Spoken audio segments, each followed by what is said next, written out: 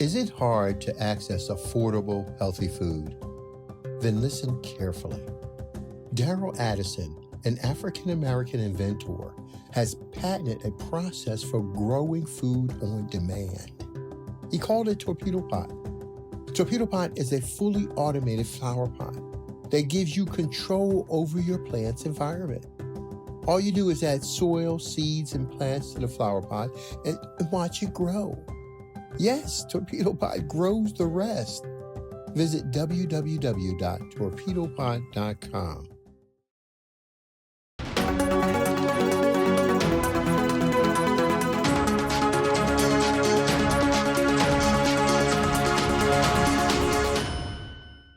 Hello fam, welcome back to the African Diaspora News Insider. I am Wongel bringing you this report. Today's report is about a US whistleblower that is speaking up against Facebook's lack of content control and her concerns about Facebook's silence when it comes to violence in Ethiopia. An American whistleblower who previously worked for the social media giant Facebook has alleged that its lack of controls over harmful content is promoting ethnic violence in Ethiopia. Frances Hagen, a former Facebook product manager who was part of a civic integrity team studying and proposing solutions to combat harmful practices on the site, gave evidence this week to the Subcommittee on Consumer Protection, Product Safety and Data Security of the United States Senate. In her evidence, which was broadcast live nationally and internationally, she said Facebook has failed to act on the information its own staff had provided because it would have threatened the company's revenue. She said, quote, "My fear is that without action, divisive and extremist behavior we see today are only the beginning. What we saw in Myanmar and are now seeing in Ethiopia are only the opening chapters of a story so terrifying no one wants to read the end of it." This is really unfortunate, and we knew this already, but to hear from an insider that is telling us what happens inside the company, and she's saying that they know exactly what they're doing. Their studies and their research are telling them to be careful, but they don't care as long as it brings in revenue, and that's scary. If the focus is just money, it's going to really hurt this, especially developing countries. And she said that when it came to the US election time between Biden and Trump, they knew that it's going to really affect people's minds, so they literally switched their algorithm to make it better when it comes to US election. And she said that after the election it went back to the setting that it was. That tells you that at least in the US context, they cared enough just for the election time period to do what they needed to do. But when it comes to, she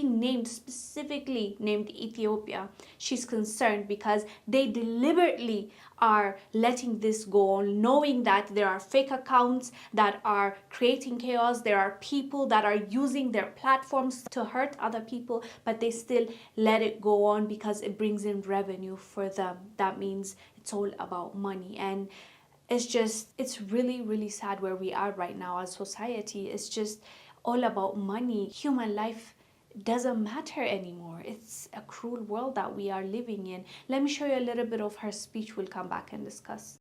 The company's leadership knows how to make Facebook and Instagram safer, but won't make the necessary changes because they have put their astronomical profits before people.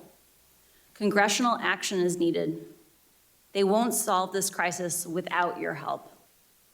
Yesterday, we saw Facebook get taken off the internet. I don't know why it went down, but I know that for more than 5 hours, Facebook wasn't used to deepen divides, destabilize democracies, and make young girls and women feel bad about their bodies.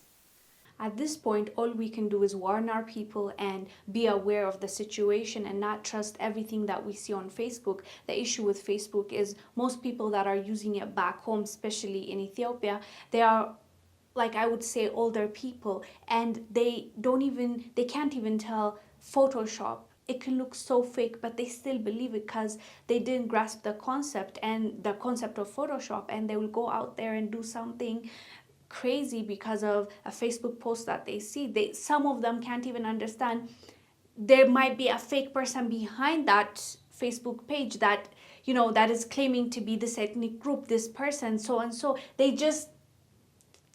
see it, believe it, and go do something about it. So all we can do is educate our people not to fall for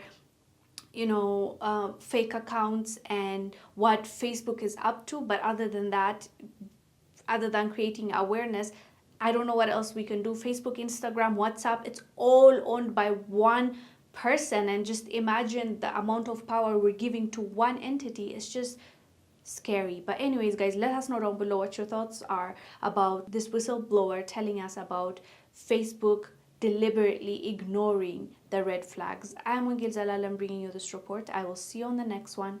Bye. Thank you for watching. Make sure to subscribe to our YouTube channel and download the African Diaspora News Channel app, now available on Google Play and the Apple App Store. Colonization never ended in the white supremacist system. And as we see today, the colonization is in the mind. Now, those who have been enslaved and those who have been colonized, we're still dealing with the remnants of that through the colonization of the mind. Pick up my book, 7 Steps to Decolonize the Mind, and we will help deprogram you from the colonization that was put upon you by generations and generations of white supremacy. You can pick it up today on Amazon.com.